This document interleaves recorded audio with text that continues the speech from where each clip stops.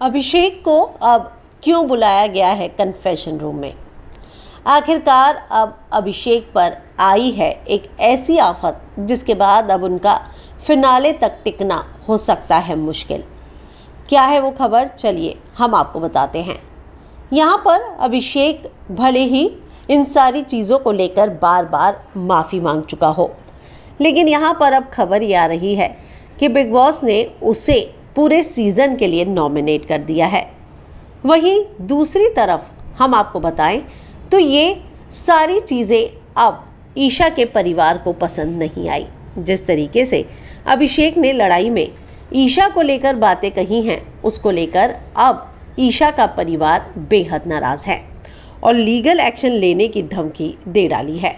आप जानते ही हैं कि यहाँ पर अब ईशा के परिवार ने लीगल नोटिस लेने की जो धमकी दी है, उसके बाद अब यहाँ पर खबर आ रही है कि सेट पर ना सिर्फ वकील की टीम पहुँची है, बल्कि अब अभिषेक को भी इस लीगल एक्शन के बारे में जानकारी दे दी गई है। अभिषेक को ये बता दिया गया है कि आप पर लीगल एक्शन जो है लिया जा चुका है और आपको लेकर नोटिस आ चुका है। तो जाहिर सी बात है कि लीगल चीज़ों के लिए अब इंतज़ार तो नहीं किया जा सकता था और इसीलिए ये लीगल नोटिस जो है वो अभिषेक तक पहुंचा दिया गया है।